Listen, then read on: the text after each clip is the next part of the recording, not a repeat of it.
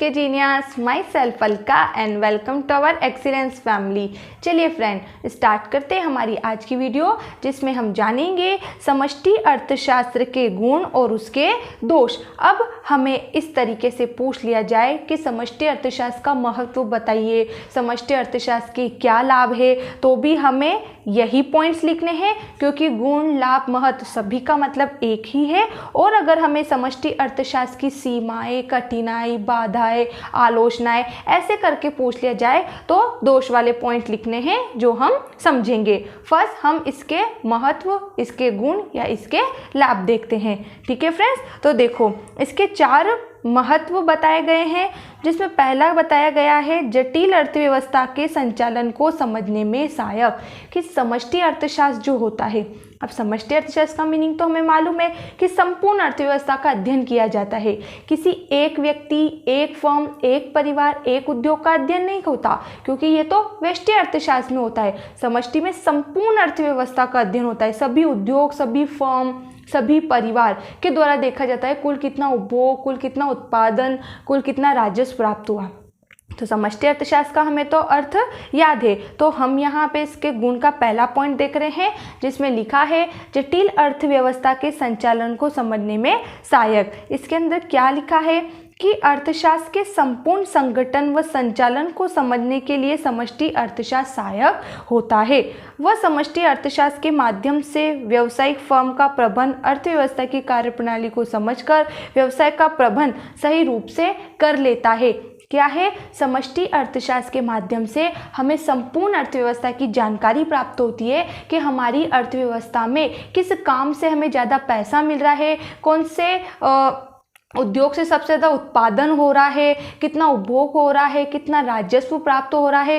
ये सारी जानकारी हमें समष्टि अर्थशास्त्र के माध्यम से प्राप्त होती है। तो इसके जरिए हम क्या कर सकते हैं? देश के लिए विभिन्न नीतियाँ, योजनाएं आदि का निर्माण कर सकते हैं, वह एक अच्छा मैनेजमेंट कर सकते हैं देश के लिए। ठीक है। सेकंड देखो, आर्थिक नीतियों के निर्धारण में सहायक। आर्थिक नीति के दृष्टिकोण से समष्टि अर्थशास्त्र बहुत महत्वपूर्ण है, क्योंकि सरकार की आर्थिक नीतियों का संबंध व्यक्ति से न होकर व्यक्ति के समूह से होता है। क्या बोला?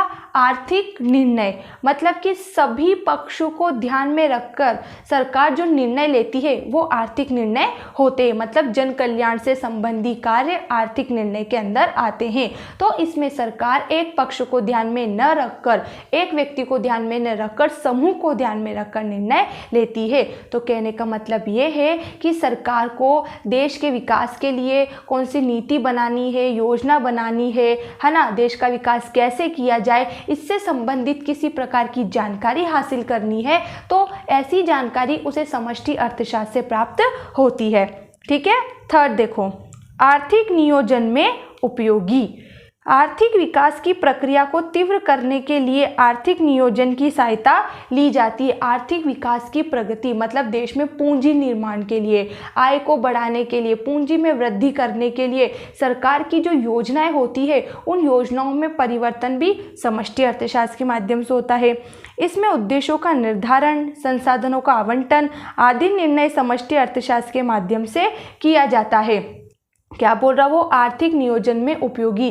देश के लिए पूंजी निर्माण कैसे किया जाए, पैसा कैसे प्राप्त किया जाए, धन कैसे प्राप्त किया जाए, इन सब के लिए भी नियोजन मतलब योजना बनाने के लिए समष्टि अर्थशास्त्र की सहायता ली जाती है, जिससे योजना में ये निर्धारित किया जाता है कि हमारा किसी काम को लेकर क्या उद्देश्य रहेगा, हम जो वस्तु का उत्पादन करेंगे उसका वितरण किस आधार पर करेंगे, वस्तु की कीमत क्या रखेंगे, वस्तु से कितना राजस्व मिलेगा, कितनी राष्ट्रीय आय प्राप्त होगी, उस प्राप्त राष्ट्रीय आय से कितना विकास कार्य किया जा सकता है, इन सब बातों का निर्धारण समष्टि अर्थशास्त्र होता है।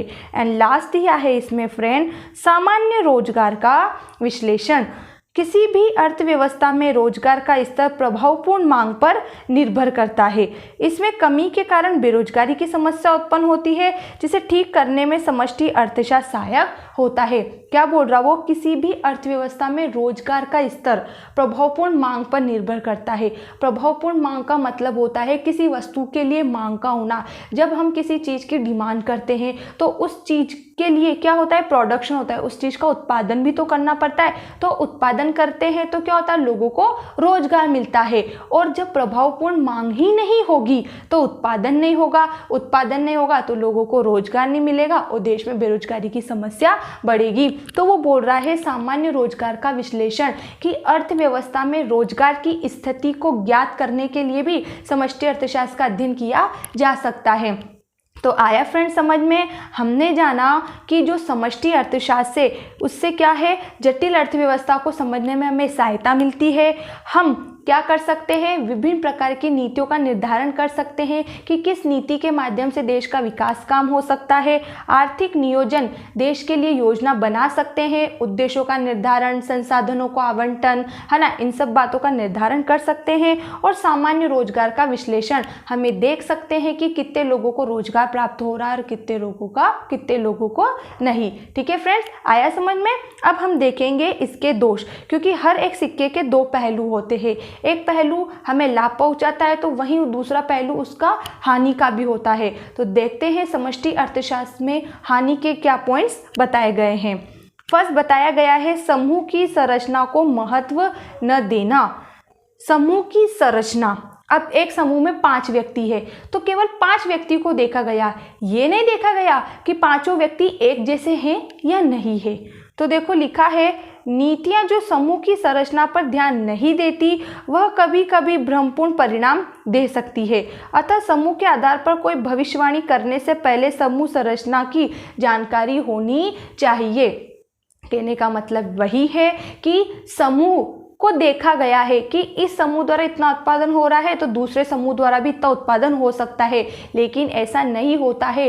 हर समूह में काम करने वाले व्यक्ति अलग अलग स्वभाव के बने होते हैं, सबका अलग अलग माइंड होता है। तो एक समूह के आधार पर हम दूसरे समूह के कार्यों की भविष्यवाणी नहीं कर सकते। कहने का मतलब है कि जैसे हम देखते हैं कि हमारी अर्थव्यवस्था में जैसे किसी क्षेत्र विशेष में यहाँ पर 10 प्रकार के क्या है, उद्योग है। 10 उद्योग अपन मान लेते हैं। अब एक उद्योग में बहुत अच्छा काम हो रहा है क्योंकि वहाँ पे संसाधन समय पर उपलब्ध हो रहे, सारा काम टाइम टू टाइम वहाँ पर हो जाता है। तो हम एक उद्योग को देख के बाकी के 9 उद्योगों के लिए भविष्यवाणी कर सकते क्या? नहीं कर सकते, क्योंकि एक बात जो एक व्यक्ति के लिए एक बात जो सही होती है वो सभी व्यक्ति के लिए नहीं होती। तो कहने का मतलब इसमें यह है कि समूह की संरचना को महत्व न देना, केवल समूह को देखना, केवल ये देख ले कि भाई 10 उद्योग है, शक्कर के 10 उद्योग है, एक उद्योग से इतना उत्पादन हो रहा तो बाकी के 9 से भी इतना और होगा, ऐसा नहीं है। प्रत्येक प्रकार के उद्योग की जो समूह संरचना है वह अलग अलग होती है। हो सकता है किसी समूह में 5 व्यक्ति एक जैसा काम कर रहे हो, किसी समूह में 5 व्यक्ति एक जैसा नहीं कर रहे हो, किसी समूह में 2 व्यक्ति एक जैसा काम कर रहे हैं, 3 एक जैसा काम नहीं कर रहे हैं। तो उन सबका इफेक्ट उत्पादन पर पड़ता है। तो ये कहा जा रहा है यहाँ पर कि समूह की संरचना पर ध्यान नहीं दिया जाता है, बल्कि समूह पर ध्यान दिया जाता है। और समूह के आधार पर अगर आप भविष्यवाणी करोगे कि हाँ इसने इतना उत्पादन किया तो दूसरे उद्योग ने भी इतना किया, तो ये गलत हो सकता है। फिर है निष्कर्षों का व्यवहारिक न होना। व्यवहारिक का मतलब है सही नहीं होना या सही नहीं माना जा सकता। समष्टि अर्थशास्त्र में संपूर्ण मात्राओं का अध्ययन किया जाता है, सभी इकाइयों का अध्ययन किया जाता है, लेकिन इसके विश्लेषण से प्राप्त निष्कर्ष सही नहीं होते। वही बात कि एक उद्योग से जितना उत्पादन हो रहा है हम नहीं कह सकते कि दूसरा उद्योग भी उतना ही उत्पादन कर रहा होगा। हो सकता है दूसरा उद्योग उससे ज़्यादा कर रहा हो या फिर कम कर रहा हो। थर्ड, इसमें हम देखेंगे आंकड़ों तथा संकल्पना संबंधी कठिनाई। समष्टि अर्थशास्त्र के अंतर्गत आर्थिक चरों से संबंधित आंकड़ों तथा संकल्पनाओं में कठिनाई पाई जाती है। मतलब कि आंकड़े एकत्रित करने में हमें कठिनाई होती है। ठीक है, कि हर एक उद्योग अलग अलग स्वभाव का बना होता है, उसके जो समूह है वह अलग अलग गुणों का, स्वभाव का बना होता है। तो ये बोल रहा है कि प्रत्येक प्रकार के उद्योग से आंकड़ों को इकट्ठा करने में कठिनाई आती है।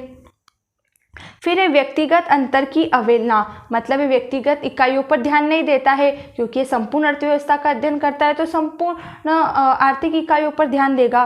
कि समष्टि अर्थशास्त्र व्यक्तिगत अंतर की अवहेलना करता है। यह व्यष्टि अर्थशास्त्र के संबंध में कोई भविष्यवाणी नहीं करता, यह व्यक्तिगत इकाई का अध्ययन नहीं करता। मतलब एक व्यक्ति, एक फर्म, एक उद्योग का अध्ययन नहीं करता, बल्कि सभी उद्योग, सभी फर्म, सभी उद्योगों का ये अध्ययन करता है। ठीक है। एंड लास्ट दिया है फ्रेंड्स इसमें समग्र में इकाइयों को भार देने में कठिनाई। समग्र या औसत में सम्मिलित इकाइयों का महत्व समान नहीं होता, उनमें से किसी का महत्व कम तो किसी का अधिक हो सकता है।